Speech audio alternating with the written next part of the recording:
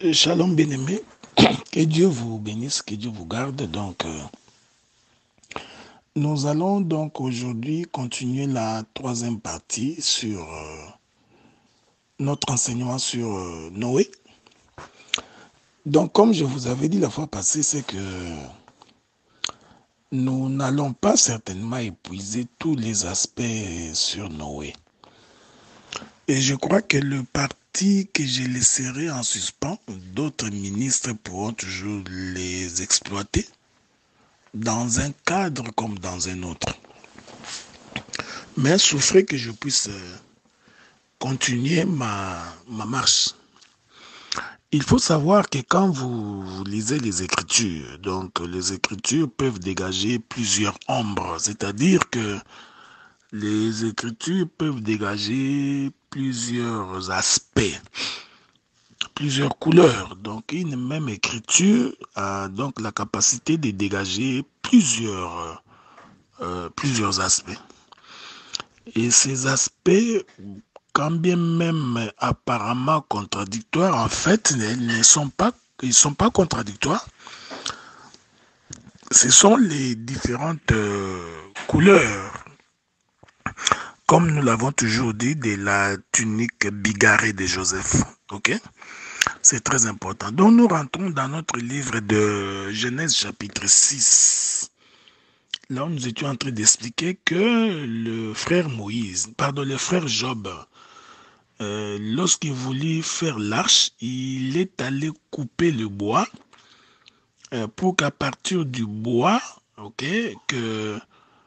qu'il puisse construire l'arche. Et je vous avais dit la fois passée que le bois qu'il prenait, c'est le bois de gopher. Et ce bois de gopher doit être coupé dans la forêt. Et pour que l'on puisse amener ces bois-là, là où on était en train de faire l'arche. Ok?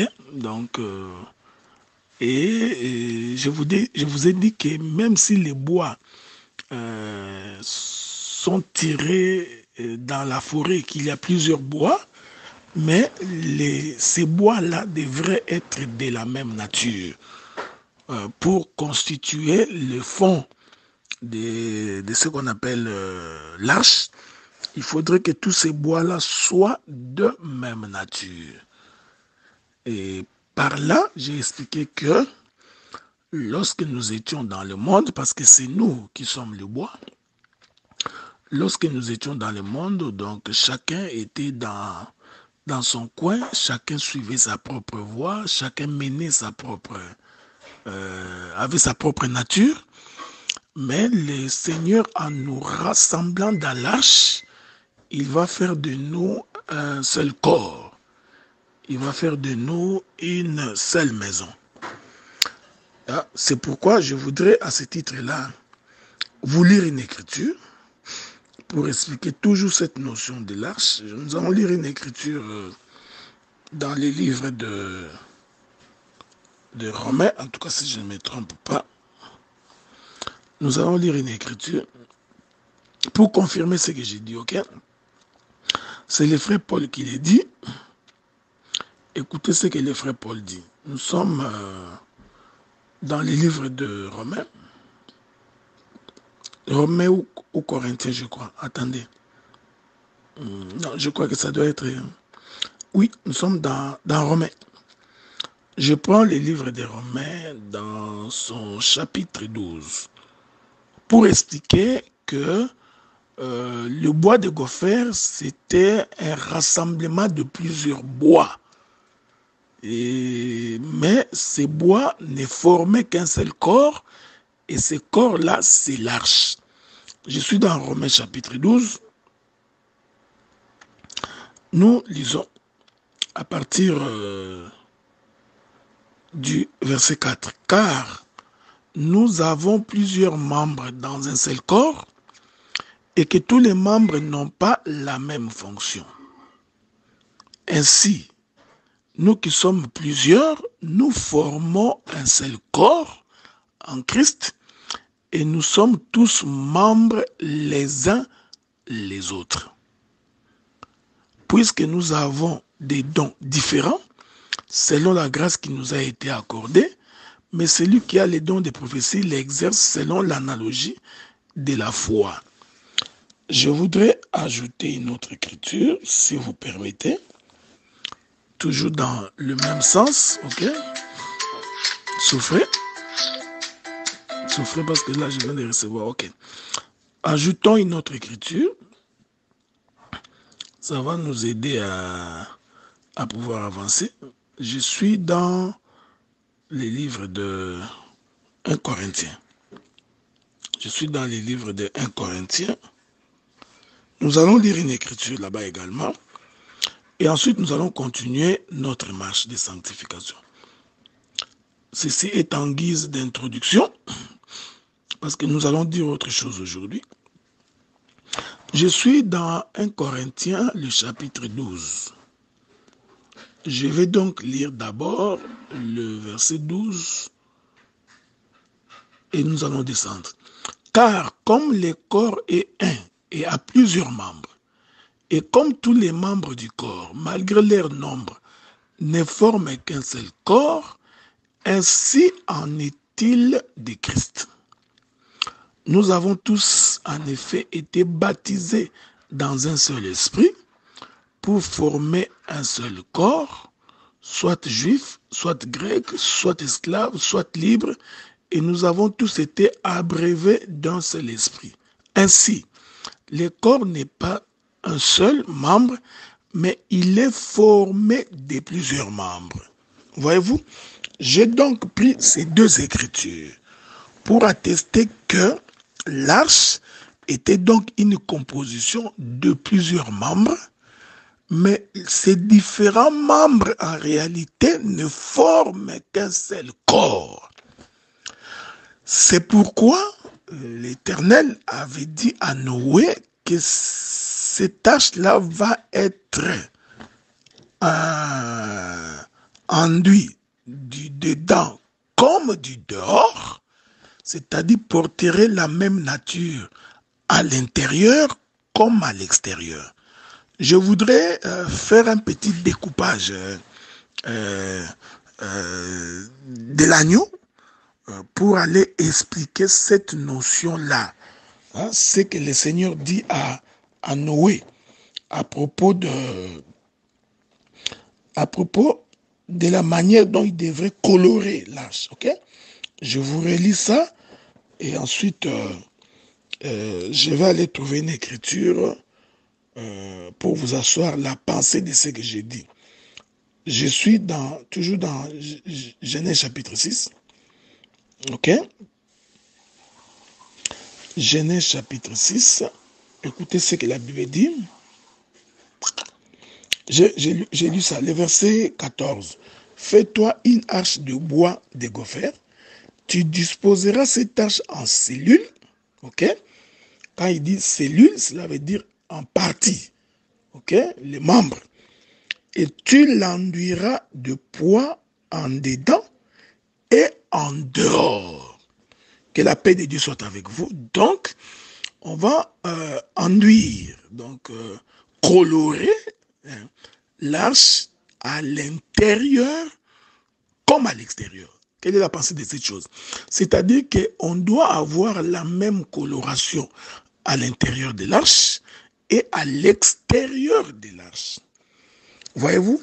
C'est-à-dire que quand on observe l'arche, il ne faut pas qu'il y ait une forme de dichotomie entre ce qui est intérieur et ce qui est extérieur. C'est pourquoi le Seigneur Jésus-Christ, lorsqu'il croise les pharisiens, il dit aux pharisiens que vous êtes des hypocrites. Vous embellissez les dehors alors que votre intérieur est crasseux. Vous comprenez? Votre intérieur est mauvais. Il est rempli des ossements, des pourritures. Vous donnez l'apparence de la piété, mais vous ignorez ce qui en fait la force. Or, Dieu voudrait que l'on puisse reconnaître l'arbre par son fruit. C'est-à-dire, ce qui est à l'intérieur devrait être de même que ce qui était à l'extérieur. Que la paix de Dieu soit avec vous. Ici, j'étais d'abord en train de faire une petite récapitulation de ce que nous nous sommes dit la fois passée. Maintenant, nous allons entamer une autre portion dans la même circonstance. Ok, merci beaucoup. Voilà, que la paix de Dieu soit avec vous. Que le Seigneur vous bénisse. Maintenant, regardez. Lorsque Noé commença à construire l'arche, je voudrais dire ceci. Lorsque Noé était en train de construire l'arche, si l'on regarde avec l'œil prophétique, cela veut dire que la construction de l'arche était toute une dispensation. Pourquoi? Parce que la construction de l'arche annonçait la colère à venir. Que Dieu vous bénisse. Donc, quand Noé était en train de construire l'arche, en réalité, Noé enseignait. Ok? Donc, chaque morceau de bois que Noé mettait pour faire l'arche était toute une prédication. Chaque morceau de bois que Noé, chaque fois que Noé faisait un travail, ici je voudrais dire que nous sommes en train de marcher pour aller vers le repos. Il ne faut pas oublier ça. Donc chaque fois que Noé est en train d'ajouter un morceau de bois, toute pièce que Noé ajoutait dans l'arche, ok, était un message qui nous rapprochait vers les jugements de Dieu. Parce que ce que Dieu attendait, il attendait que l'arche soit finie d'être construite afin que la pluie puisse tomber. Donc, si l'arche n'est pas encore finie, si sa construction n'est pas encore finie, Dieu ne peut pas faire pleuvoir. Or, nous avions dit, la pluie de Dieu, c'était tout un jugement. Ok? Donc, tant que l'arche n'est pas encore complètement finie, alors l'Éternel Dieu ne peut pas encore frapper la terre. Donc, pour que Dieu frappe la terre, il faut que l'arche soit construite en entier. C'est-à-dire, il faudrait que jusqu'à la dernière pièce de l'arche, une fois que la dernière pièce de l'arche est posée, donc Dieu va frapper la terre. Ici, je voudrais dire que la dernière pièce de l'arche qui est posée va donc être le dernier élu. Voyez-vous? Ça doit donc être les derniers croyants, parce que nous vous avions démontré que le bois qu'on allait prendre dans la forêt représentait les hommes. Hein, nous avions dit ça, non? Nous avions expliqué que le bois représentait les hommes, selon que Dieu avait dit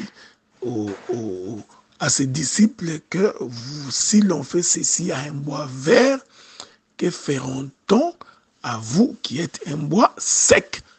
Il témoignait par là que les hommes sont des bois. Ok? Que la paix de Dieu soit avec vous. Donc, il suffit que le dernier bois, c'est-à-dire la dernière personne, le dernier individu, lorsqu'il rentrera dans ce corps qu'on appelle arche, sa présence va donc déterminer le temps de la grâce pour que les jugements tombent sur la terre. Alors, écoutez bien mes frères et sœurs, nous comprenons par là que les différents morceaux de bois des morceaux de bois que Noé est en train de déposer dans l'arche, ces différents morceaux de bois sont en réalité des individus qui croient à l'évangile. Mais qui les fait croire à l'évangile, c'est Noé. Parce que c'est Noé qui va les chercher dans la forêt pour les amener au lieu de la construction. Ok? Donc c'est Noé qui va les chercher parce qu'ils étaient éloignés. Je vous avais dit ceci. Suivez-moi attentivement. Je vous avais dit que le bois représente le peuple des nations. Il représente ce que nous étions. Nous étions loin de la ville. Nous étions étrangers aux alliances. C'est Noé qui est allé nous chercher pour nous mettre dans sa maison. Que la paix de Dieu soit avec vous. Ça, c'est une dispensation, ok? Nous allons essayer de donner une autre coloration de la même pensée. Parce que je donnerai plusieurs images là-dessus.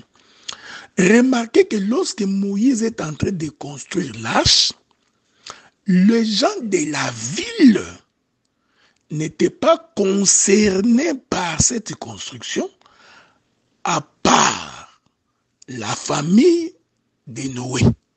C'est ce que je disais, c'est Noé. Lorsque Noé était en train de construire l'arche, ses contemporains ne croyaient pas au message de Noé. N'a cru ou n'ont cru au message de Noé que sa propre famille. Je reste d'abord dans la ville. Quand vous observez la ville, là où Noé était, vous allez vous rendre compte qu'il y a deux catégories d'individus. Il y a une catégorie qui ne croit pas au message de Noé. Il y a une autre catégorie qui croit au message de Noé. La catégorie qui croit au message de Noé, c'est donc Noé et sa famille. Hein? Donc, Noé et les 7, qui fait les 8 qui vont rentrer dans l'arche. Ok? Ça, je crois que ce n'est pas moi qui l'ai dit. C'est l'apôtre Paul, hein, si je ne me trompe pas, dans les livres des Hébreux.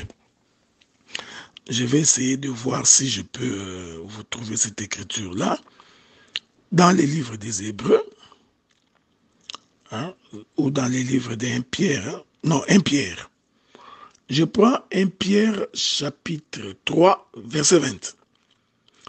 Qui autrefois avait été incrédule lorsque la patience de Dieu s'est prolongée au jour de Noé, pendant la construction de l'arche. Je répète ça. Qui autrefois avait été incrédule lorsque la patience de Dieu s'est prolongée au jour de Noé, pendant la construction de l'arche, dans laquelle un petit nombre de personnes, c'est-à-dire 8, furent sauvées à travers l'eau. Remarquez, je voudrais que vous remarquiez attentivement ce que j'ai dit. Ici, le frère Paul, parce que je crois que c'est... Non, le frère Pierre, il dit que les gens étaient incrédules quand la patience de Dieu s'est prolongée au jour de Noé pendant la construction de l'arche. Or, pour être incrédule, il faut refuser d'écouter la parole. Ok? Donc, quand on lit cette écriture, on se pose la question, c'est que Noé avait prêché. Parce qu'on ne peut pas être incrédule si on n'a pas écouté la parole. Faites attention. Il faut faire très attention parce que Genèse chapitre 6 ne nous dit pas que Noé avait prêché. Je voudrais ajouter une autre écriture. Hein. C'est seulement pour que nous ne soyons pas dans la confusion, pour que les choses soient aussi claires par rapport à ce que je vais dire bientôt là. Ok? Je suis maintenant dans 2 Pierre chapitre 2 verset 5. S'il n'a pas épargné l'ancien monde, mais s'il a sauvé Noé, lui, 8e, c'est prédicateur de la justice lorsqu'il fit venir les déluges sur un monde d'impies. Donc, Pierre appelle Noé un prédicateur de la justice. Quand nous rentrons dans Genèse chapitre 6, nous n'avons pas vu où ce que Noé a prêché. Nous n'avons pas vu Noé se mettre debout, dire aux gens, répentez-vous, parce qu'on ne peut pas être incrédule si on n'a pas écouté la parole. Mais le frère Pierre nous fait comprendre que l'incrédulité des contemporains de Noé a été constatée par pendant que Noé construisait l'arche. Donc, nous comprenons que la construction de l'arche était donc la prédication de Noé. Est-ce que vous remarquez ce que j'ai dit? C'est très important. Donc, quand la Bible dit de Noé qu'il est le prédicateur de la justice, il faut tout simplement comprendre, cela veut dire que Noé a prêché la justice dans la construction de l'arche. Ne vous en faites pas parce que nous continuerons la marche. Nous expliquerons que c'est une prédication de la justice. C'est pourquoi cela a été construit avec 3 niveaux. Et les gens, pour être sauvés, devaient entrer dans l'arche. Donc l'arche, c'est lui. C'est lui la prédication de Noé. Voyez-vous? Donc quand Noé était en train de construire l'arche là, cette construction était toute une prédication. Quelle était la prédication? L'Éternel se fera un corps. Hein? Je reviendrai là-dessus. Et quiconque veut être sauvé devrait entrer dans ces corps-là. Ces corps-là, c'est l'arche. Ok? Donc, quand Noé construisait, premier élément, il annonçait qu'un jugement allait tomber sur la terre. La construction de l'arche était un signe précurseur de la pluie. Que Dieu vous bénisse, hein? Que Dieu vous bénisse. La construction de l'arche est un signe précurseur que la pluie va tomber. Ok? Ici, la pluie, nous l'avions identifiée comme étant le jugement de Dieu. Je vous reviens, hein? Je vous reviens. Que la paix de Dieu soit avec vous. Que la paix de Dieu vous accompagne. Écoutez-moi bien. Donc, cette construction était une prédication. Mais en quoi consistait la prédication de Noé? En quoi consistait cette construction? C'est que le bois quittait la forêt et venait à être posé dans l'arche. Je vais expliquer ça dans les termes les plus simples. Pendant que les gens sont en train de croire à l'évangile, parce que construire l'arche, c'est aussi construire tout un corps. Pendant que les gens sont en train de croire à l'évangile, qui sont en train de quitter le monde pour venir au Seigneur, ceci constitue pour le monde toute une prédication. Est-ce que vous remarquez ce que j'ai dit? Ceci constitue pour le monde toute une prédication. Pour dire que pendant que nous entrons, hein, parce que le Seigneur est en train d'attendre que la dernière brebis entre dans la bergerie. Bon, comprenez que la bergerie, c'est aussi l'arche, ok? Parce que la bergerie, c'est là où les bergers viennent, les animaux viennent se réfugier. C'est là où ils viennent se cacher. C'est là où ils viennent trouver le repos. Donc, le Seigneur est en train d'attendre que la dernière brebis puisse rentrer. Une fois que la dernière brebis entre, vous comprenez? Automatiquement, il y aura enlèvement. Je vais venir là-bas, ne vous en faites pas. Parce que quand je toucherai les animaux qui rentrent dans l'arche, j'expliquerai que lorsque le dernier animal est entré dans l'arche, la pluie a commencé. Or, quand la pluie commence, vous allez voir que l'arche va toujours rester au-dessus des eaux. Ok? Parce que l'eau n'a pas englouti l'arche. Donc, l'arche a survécu aux eaux. Je vais expliquer que le fait que l'arche naviguait au-dessus des eaux, ceci va aussi représenter l'image de l'enlèvement. Ok? Entre-temps, le jugement est en train de tomber sur la terre. Nous allons y arriver, parce que je vous ai dit que j'en ai pour une semaine, hein, ok? Donc, la dernière brebis, dès qu'il entre, automatiquement, ça va marquer la fin du temps de la grâce.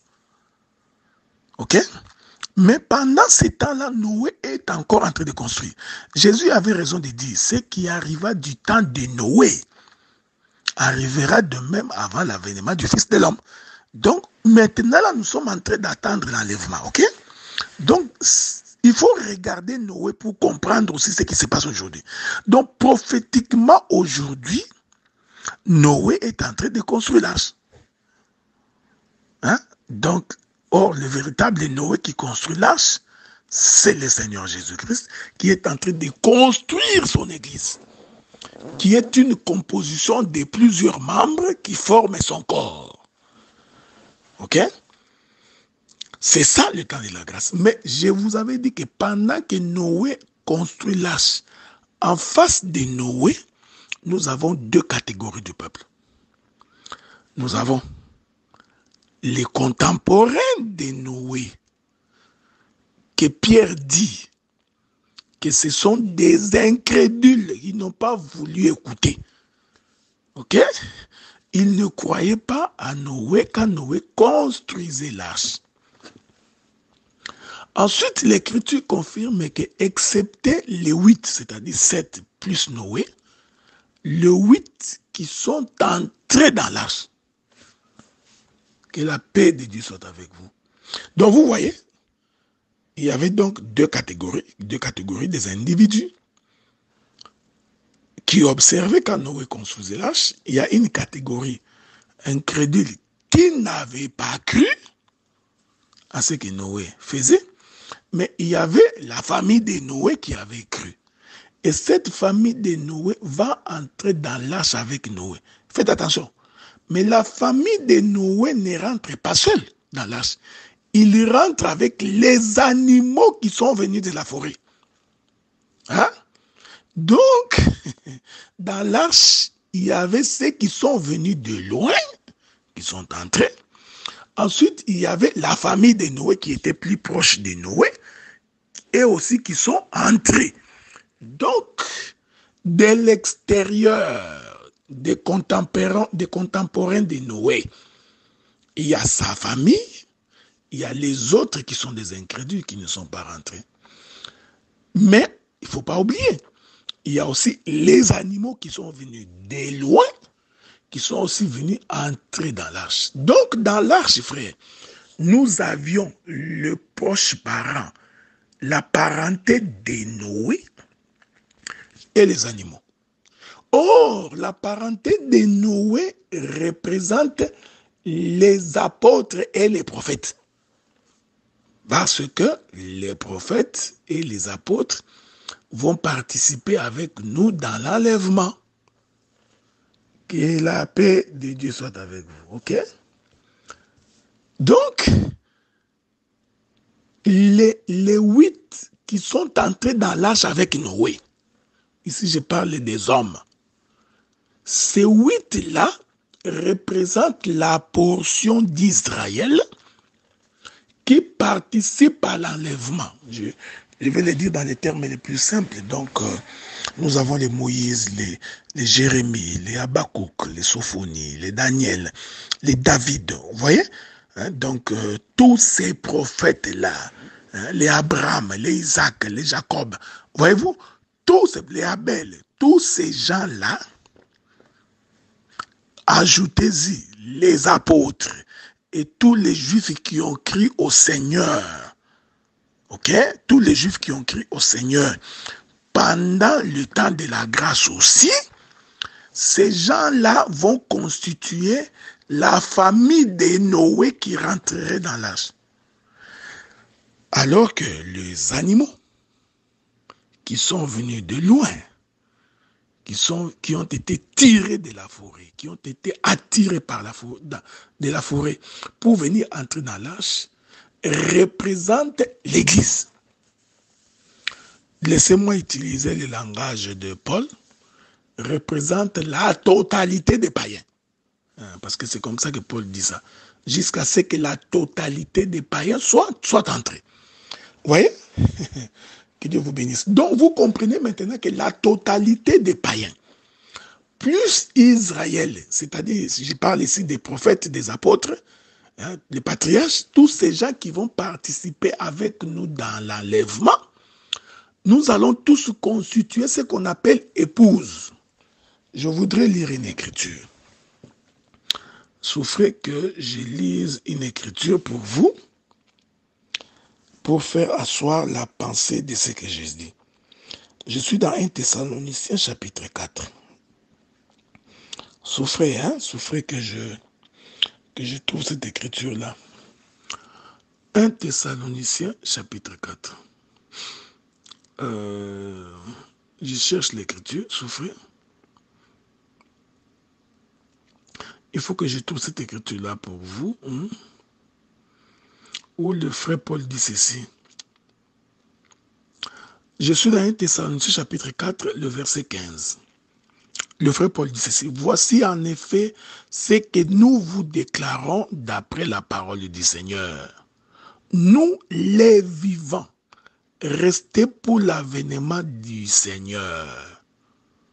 Nous ne devancerons pas ceux qui sont morts, car le Seigneur lui-même a un signal donné. À la voix d'un archange et au son de la trompette de Dieu, descendra du ciel et les morts en Christ ressusciteront. Premièrement. Ensuite, nous, les vivants qui serons restés, nous serons tous ensemble enlevés avec eux sur des nuées à la rencontre du Seigneur dans les airs. Ainsi, nous serons toujours avec le Seigneur. J'aime ce que Paul dit. Paul dit ceci, il est merveilleux ce garçon. Il dit, quand le Seigneur lui-même a un signal donné à la voix d'un archange et au son de la trompette descendra du ciel, les morts en Christ ressusciteront premièrement. Il parle d'abord des morts en Christ. Ensuite, nous les vivants. Étonnamment, certainement que quand le Seigneur reviendra, Paul est déjà mort il y a très longtemps. Mais Paul ici, il démontre qu'en fait, les gens qui vont rencontrer le Seigneur, qui vont aller faire la fête des noces avec le Seigneur, il y aura une portion de ceux qui seront vivants et il y a une portion de ceux qui sont morts mais qui ressusciteront. Ici, je voudrais dire que ceux qui ressuscitent là, c'est cette portion des animaux qui viennent de la forêt. Parce qu'ils n'avaient pas droit de citer, voyez-vous. Mais en venant, ils croisent les vivants. Ici, les vivants, je suis dans la chambre doctorale, ok? Je ne suis pas dans la chambre prophétique. Ici, les vivants représentent cette portion d'Israël qui participe avec nous dans l'enlèvement. Je vais prendre une très belle image de cette chose-là dans l'ombre, ok? Je vous reviens. Qu'il soit béni le Dieu qui nous garde, le Dieu qui nous protège, et qu'il vous garde sous sa main puissante et agissante. Maintenant, je voudrais prendre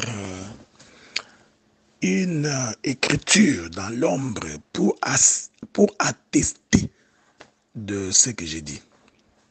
Remarquez que lorsque Israël est sorti de l'Égypte, il faut retenir que l'ombre n'est pas la représentation exacte des choses. Okay?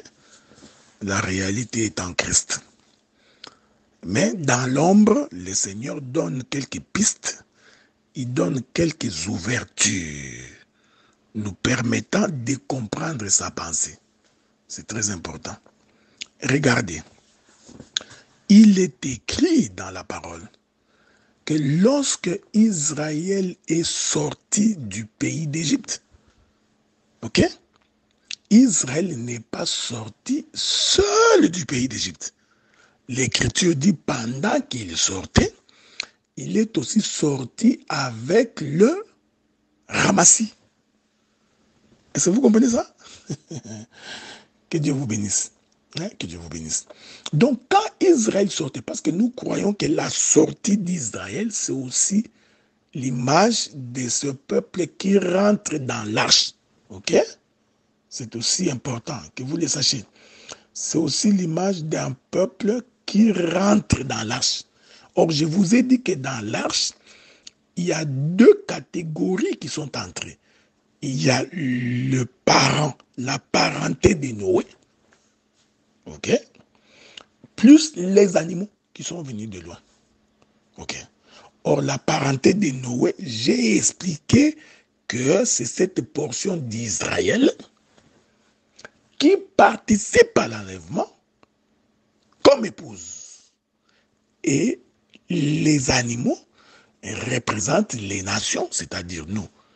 Ensemble, nous formons l'épouse et nous entrons dans la fête des noces. Que Dieu vous bénisse. Je suis allé prendre Exode pour expliquer la pensée. Ok? Ici, je ne prends pas les ramasser dans toute la totalité. Non, non. Je ne les prends pas dans toutes leurs marches. Non. Je prends seulement la portion de la sortie. Ok? Donc, quand ils sont sortis, Israël est sorti et lui, elle les ramassit. Donc, quand Israël sortait, c'est pourquoi vous lirez quelque part dans l'Écriture, il est écrit que il y avait un homme dont le père était égyptien, qui était en Israël et qui est sorti pour commettre une bêtise. Ok, je crois qu'il était sorti pour ramasser un morceau de bois, des choses comme ça. Mais je vais d'abord laisser ça parce que ce n'est pas ce qui m'intéresse. Mais j'ai pris ça juste pour confirmer que quand Israël sortait, Israël n'était pas sorti seul. Il est sorti avec les Égyptiens. Donc, cela prouve que même les étrangers participeront à l'enlèvement. Ok? Donc, les nations, mais nous participerons avec une portion d'Israël. Que la paix de Dieu soit avec vous. Je rentre donc chez Noé pour une meilleure et une bonne saisie. Donc, Noé, avec sa parenté, la parenté de Noé représente donc la portion d'Israël qui participe à l'enlèvement avec nous. Et que les animaux qui sont venus de la forêt représentent la partie des nations qui, ensemble avec Israël, vont former une seule plante. Selon qu'il est écrit, hein, je vais lire ça aussi, j'ai souffré que je puisse lire ça. C'est important. C'est important que nous lisions ces choses parce que ça nous permet de pouvoir bien voir les choses. Souffrez, hein? Je suis en train de chercher cette écriture-là, en espérant que je vais la trouver. Hein? Je crois que ça doit être écrit dans les livres des Romains. Si je ne me trompe pas, voilà. Je suis dans Romains chapitre 11. Romains chapitre 11, je vais donc commencer par le verset 16. Or, si les prémices sont saintes, la masse l'est aussi, et si la racine est sainte, les branches les sont aussi. Mais si quelques-unes des branches ont été retranchées, et si toi qui étais un olivier sauvage, voyez-vous, j'aime ces choses. Je vous avais fait comprendre ces choses, non? Ok, nous avançons.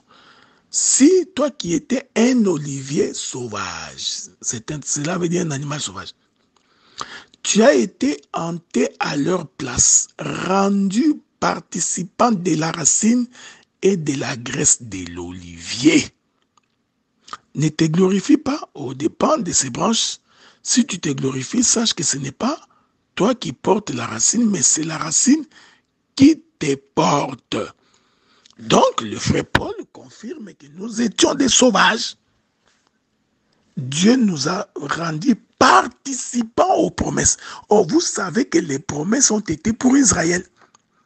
Même quand ils sortaient de l'Égypte, la promesse était pour Israël. Dieu a envoyé Moïse pour Israël. Dieu n'a pas envoyé Moïse pour les Égyptiens, non. Il a envoyé Moïse pour faire sortir son peuple d'Israël. Mais je vous informe que pendant que Moïse annonçait à Israël de sortir, une brèche s'est ouverte pour que les Égyptiens aussi entrent. Voyez-vous?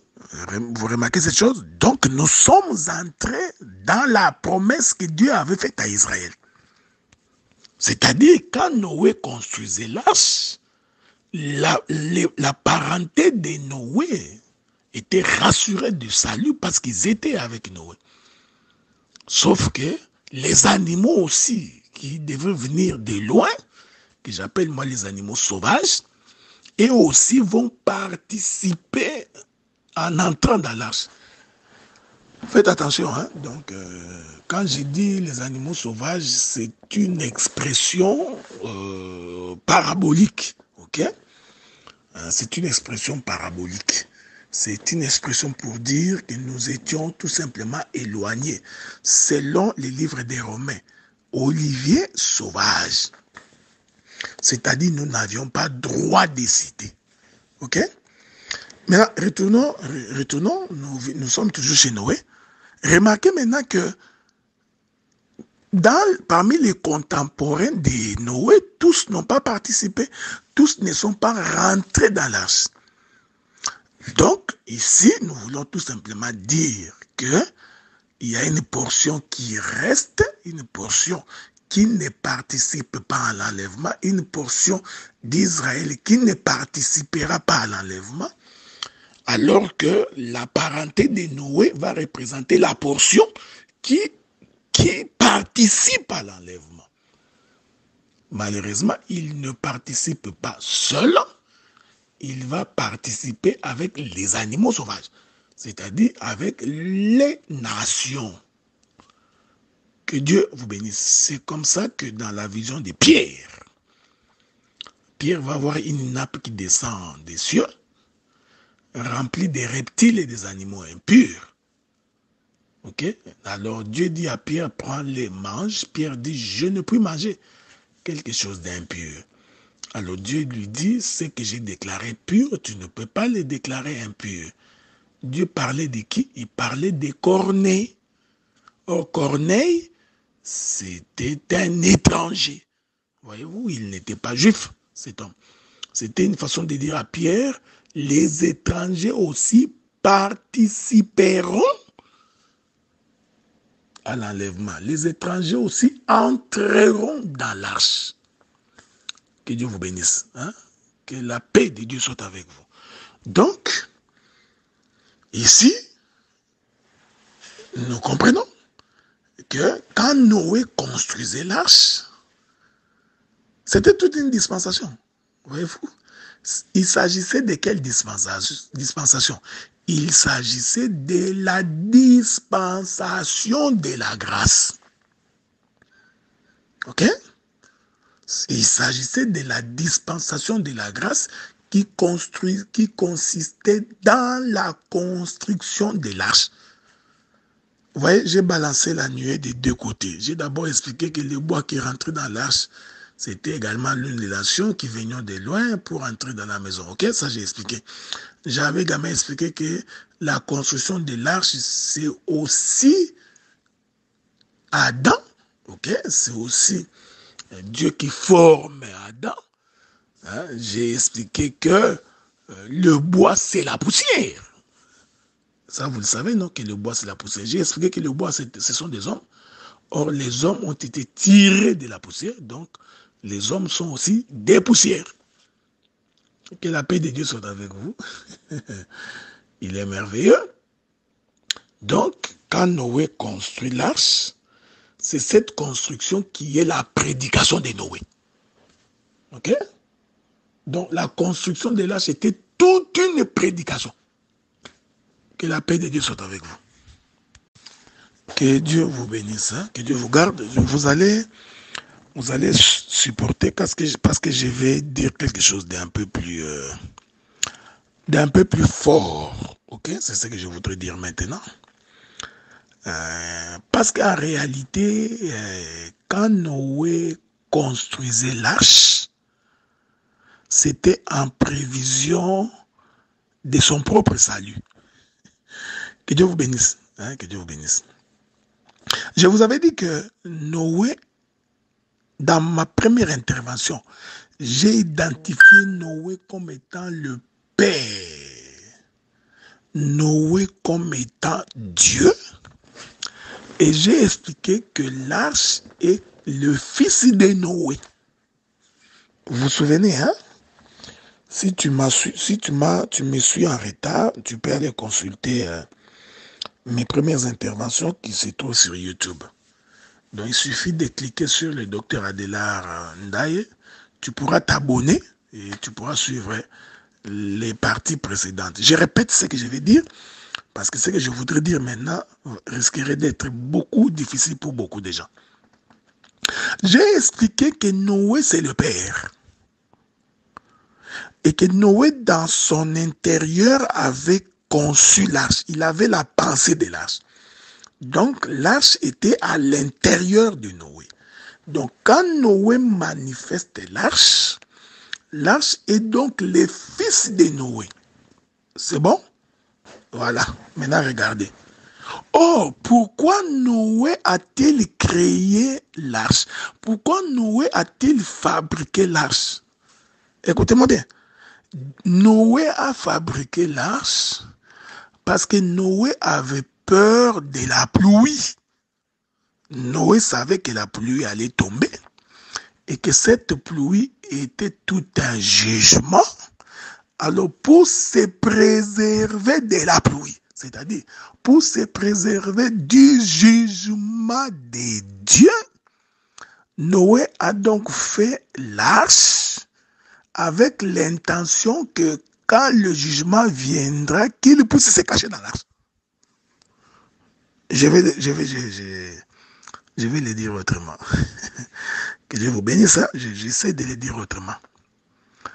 Donc, si comme Noé est Dieu, je ne suppose pas, il est Dieu. J'ai démontré qu'il était le créateur, c'est lui le Père, et que l'arche c'est son fils.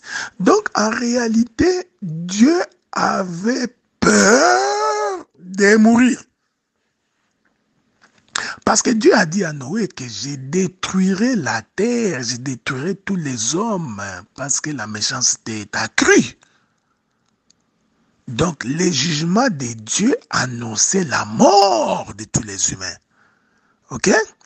La mort de tous les êtres vivants. Maintenant, pour éviter cette mort, il faut donc faire l'arche. Donc, Noé savait que l'arche serait sa propre protection. Ok? Je répète ça. Je vais répéter ça calmement parce que si tu ne me saisis pas là, tu auras des difficultés pour comprendre ce que je vais dire plus tard ici maintenant. Donc, en fait, Noé, en construisant l'arche, il était en train de se prémunir pour ne pas mourir, pour ne pas être emporté. Ok? Oh, Noé est Dieu.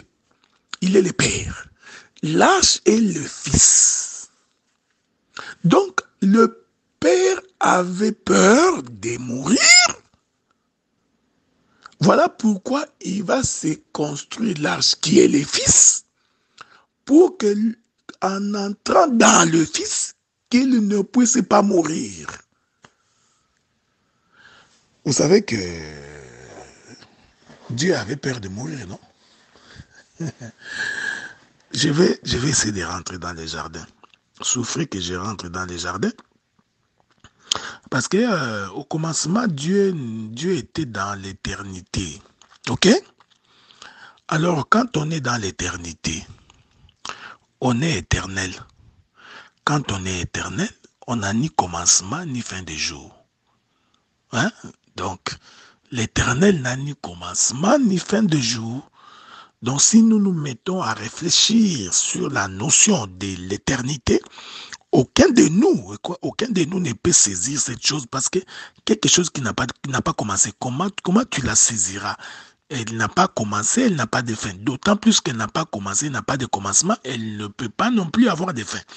C'est ce qui est éternel. Malheureusement, l'éternel va donc sortir de son éternité pour entrer dans le temps. C'est ce que la Bible appelle au commencement. Le commencement veut dire que l'éternel entre dans le temps, frère. Or, quand il entre dans le temps, il faut qu'il y ait un commencement. Je répète ça, ok? J'ai pris le Saint-Esprit qui t'aide à comprendre ces choses. Donc, au commencement, Dieu quitte l'éternité, il entre dans le temps. Maintenant, quand Dieu entre dans le temps, Dieu s'est posé la question, est-ce que je vais survivre au temps? Est-ce que je ne mourrai pas dans les temps? Est-ce que je ne disparaîtrai pas dans les temps? Il faut suivre-moi bien parce que tu comprendras pourquoi le diable a pensé que Christ, qu'il allait enfermer Dieu dans la mort. Ok? Vous savez quand Paul dit mort, mort, ô ton aiguillon, est-ce que vous croyez vraiment que si le diable savait que Christ ressusciterait, ça servirait à quoi qu'il puisse mourir? Vous voyez, c'est ça le mystère de ce qui s'est passé. En fait, c'est dans le corps de Noé. Donc, Dieu entre dans les temps. Maintenant, quand Dieu veut entrer dans les temps, Dieu s'est dit en lui-même, quand j'entrerai dans le temps, il est possible que je ne puisse pas sortir du temps. Ok? Maintenant, qu'est-ce que Dieu fait? Pour entrer dans les temps, le Seigneur va se faire un corps. Que la paix de Dieu soit avec vous. Le Seigneur s'est fait un corps. Ce corps-là, ça s'appelle le corps d'Adam. Parce que, je vous avais dit, que Adam était dans la pensée de Dieu. Dieu avait Adam à l'intérieur de lui-même. Donc, quand il est projeté sur la terre, c'est sa propre ressemblance, c'est sa propre image.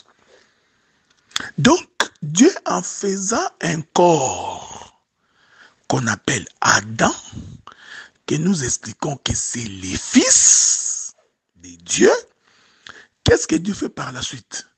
L'Éternel Dieu, puisqu'il voulait à tout prix entrer dans le temps, qu'est-ce qu'il fait? Il va donc entrer dans le corps d'Adam.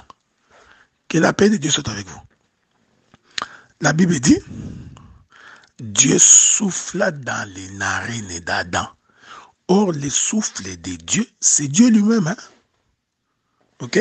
Ça, je crois que ce sont des choses que vous connaissez. Hein? Le souffle de Dieu, c'est Dieu lui-même. Ok? Or, c'est ce souffle-là qui est Dieu, qui rentre dans le corps d'Adam, c'est ça Noé. C'est-à-dire, les créateurs entrent dans la créature. Voilà.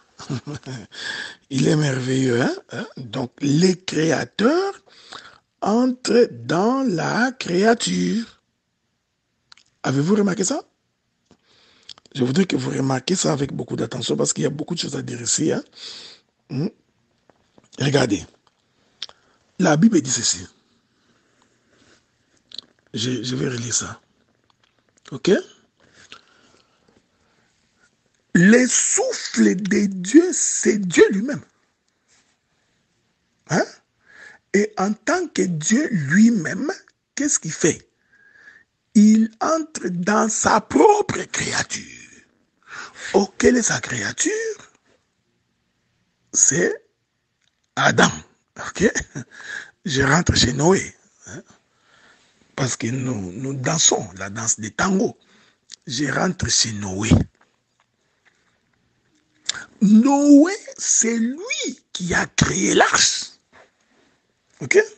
Parce que le problème, c'est que Noé devait traverser le monde. Alors, Noé, en prévision de ce qui allait arriver, de la mort qui allait frapper la terre, Noé fait quoi? Il construit l'arche, l'arche qui est son enfant. Ici, vous comprenez que l'arche, c'est Noé, l'arche, c'est Adam. Mais la Bible dit qu'avant que la pluie ne tombe, lui-même, Noé, entra dans l'arche. Ok? Pourquoi Noé est-il entré dans l'arche? Il est entré dans l'arche pour éviter de mourir. Je rentre maintenant dans la création d'Adam. En réalité, Dieu, en soufflant d'Adam, c'était Dieu qui rentrait lui-même dans un corps. Mais pourquoi Dieu est-il entré dans le corps? C'est pour éviter qu'il ne puisse mourir. Bon, que la paix de Dieu soit avec vous, je vous reviens. Que Dieu vous bénisse, hein? Que Dieu vous garde. Il est presque minuit ici. Bon, je vais essayer de marcher. Si je ne finis pas, nous finirons mardi. Nous continuerons mardi. Si je ne finis pas cette portion, nous continuerons mardi parce qu'il y a beaucoup de choses à dire ici. Observez. Donc, pourquoi remarquez que lorsque le déluge est tombé, ok? Lorsque le déluge est tombé, qui est le jugement de Dieu, le déluge frappait l'arche, ok? Alors que lui, Noé, était à l'intérieur de l'arche. De telle sorte que la mort n'a pas frappé Noé, mais la mort a frappé les fils de Noé. Que Dieu vous bénisse, hein? Que Dieu vous bénisse. Que la paix de Dieu soit avec vous. Je répète ça calmement, parce que nous sommes vraiment en train de sonder les prophéties de Dieu en cette chose-là. Il s'agit vraiment des données prophétiques. Ok? Parce que la pluie, c'était le jugement de Dieu. C'est-à-dire, c'est par la pluie que Dieu frappe la terre. Ok? Et Dieu frappait la terre de quoi? De la mort. Mais cette pluie qui est identifiée par la mort, qui frappe toute la terre, va faire en sorte que le fait que Noé est dans l'arche, qu'est-ce qui arrive?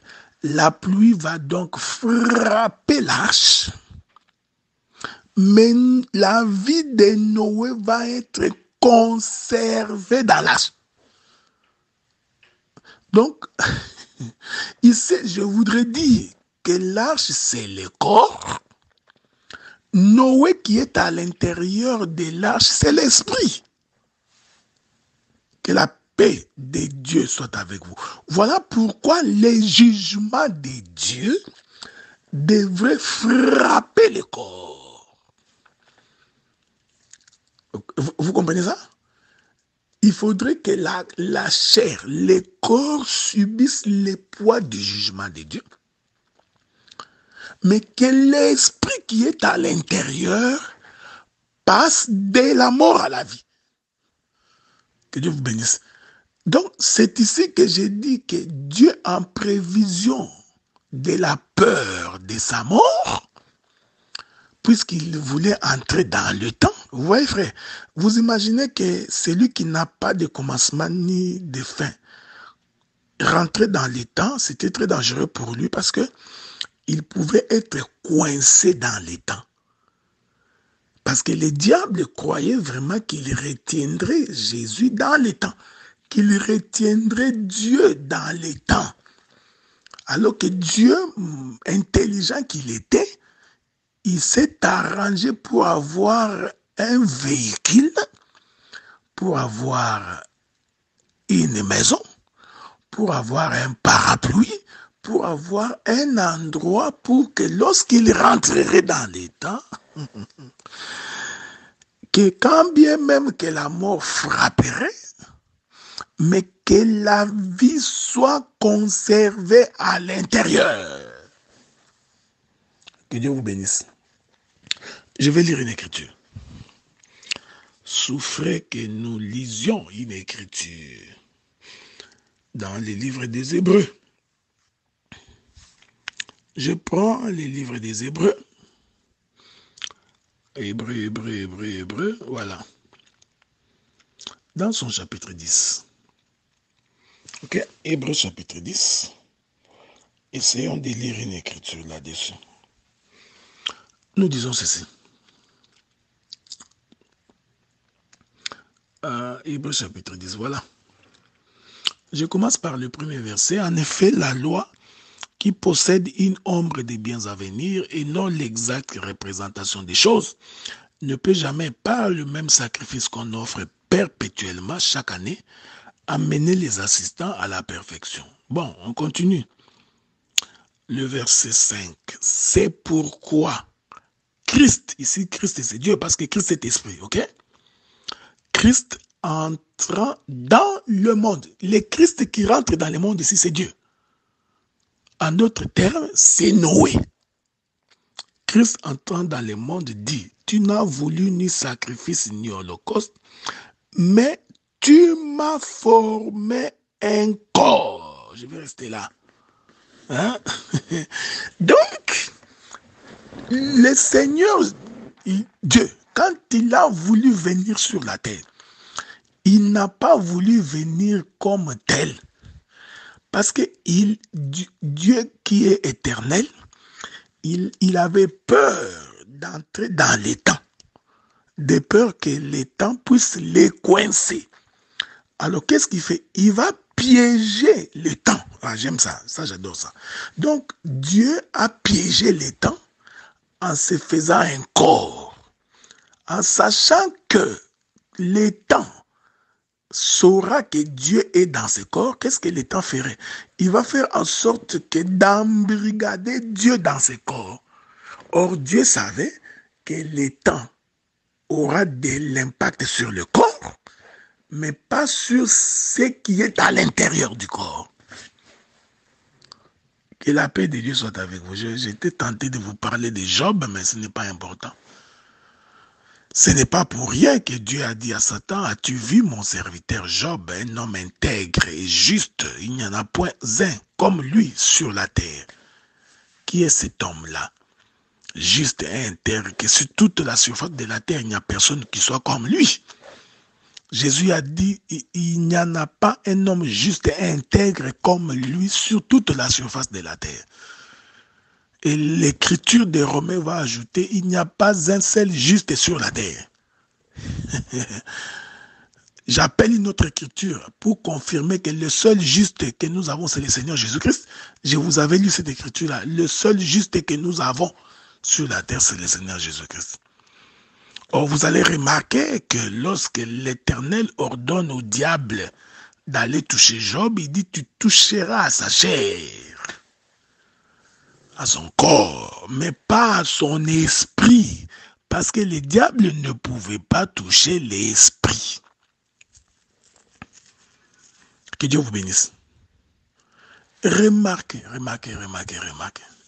Donc, quand je descendrai dans la naissance de Jésus, parce que dans la naissance de Jésus, c'était Noé qui était en train de construire l'arche.